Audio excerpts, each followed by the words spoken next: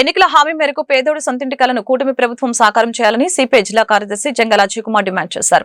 దీని సాధనకి జూన్ 2వ తేదీన మండల రెవెన్యూ కార్యాలయాల వద్ద ధర్నా నిర్వహిస్తున్నట్లు తెలిపారు. మంగళవారం గుంటూరు కొత్తపేట సిపిఐ జిల్లా కార్యాలయంలో ఏర్పాటు చేసిన మీడియా సమావేశంలో ఈ ధర్నాకు సంబంధించిన పోస్టర్ను సిపిఐ నేతలు ఆవిష్కరించారు. ఈ మేరకు జంగాల అజయ్ కుమార్ మాట్లాడారు.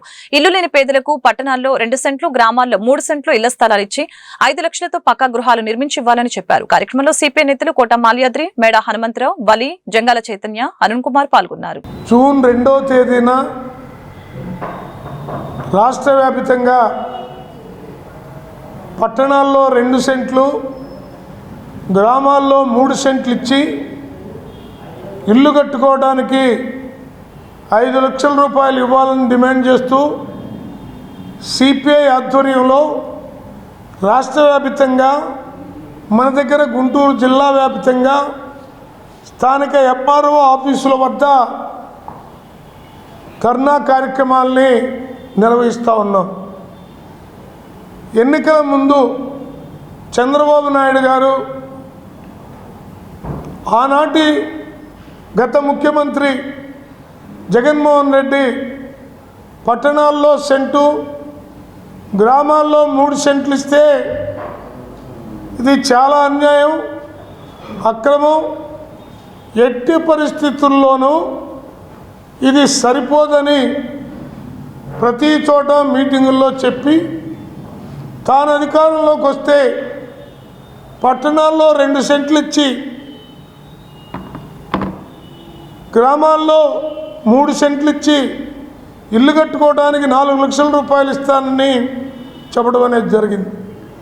కానీ ఆచరణలో ఇప్పటి వరకు నిరుపేదలకు ఇస్తానన్న ఇళ్ల స్థలాల గురించి, ఫలానా చోట మేము స్థలాల్ని చూసాం అనేటటువంటి మాట కూడా ప్రభుత్వం వైపు నుంచి రావట్లేదు. దీని మీద ప్రజల్లో తీవ్రమైనటువంటి ఆందోళన కనపడుతూ ఉంది.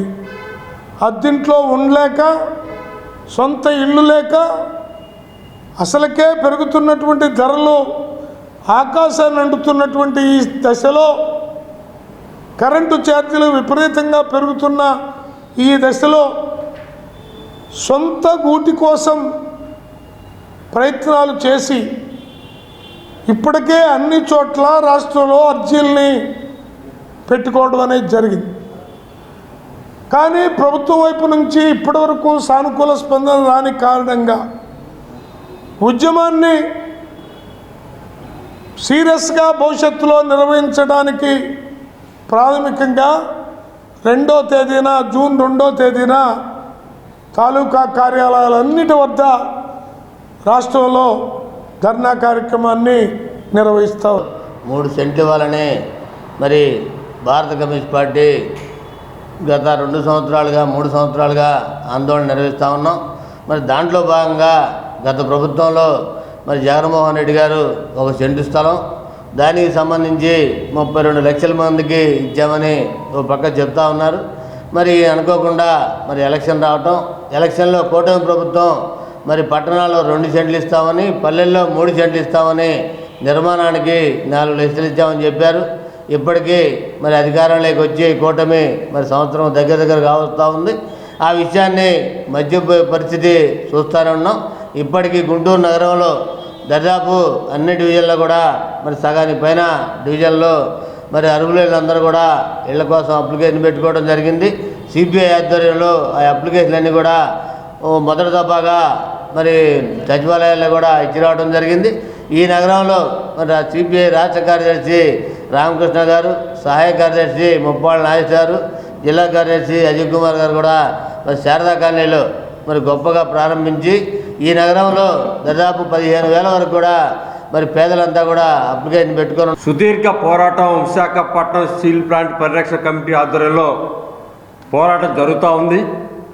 ఈ ప్రభుత్వం ఎలక్షన్స్కి ముందు ఎలక్షన్ హామీలో భాగంగా మేము అధికారంలోకి వస్తే తప్పనిసరిగా విశాఖ స్టీల్ ప్లాంట్ని కాపాడుతాం, పరిరక్షణ చేస్తాం, ప్రైవేటీకరణ చేయమని చెప్పేసి హామీ ఇచ్చిన మేరకు మొన్న ఎలక్షన్స్లో విశాఖపట్నంలో లక్షలాది మెజారిటీతోటి కూటమి ప్రభుత్వం గెలిపించారు.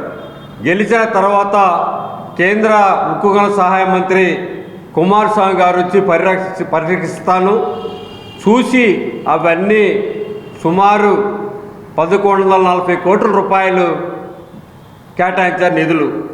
ఆ దెబ్బతోటి రాష్ట్రం మొత్తం కూడా పాలాభిషేకాలు చేసి పరిరక్షిస్తాము, ప్రైవేట్ అయినా కాదు, విశాఖ స్టీల్ ప్లాంట్ కాపాడుతామని చెప్పేసి గొప్పలుగా చెప్పి తెల్లారి 24 గంటలు కాకముందే కేంద్ర ఉక్కు గనుల శాఖ మంత్రి ప్రైవేటీకరణ గురించి అక్కడ ప్రస్తావన చేయకుండా ఏదైతే కుమారస్వామి గారు 40 రోజులు ప్రధానమంత్రి గారి చేత హామీ ఇప్పించి ప్రకటన చేపిస్తాను కుమారస్వామి గారు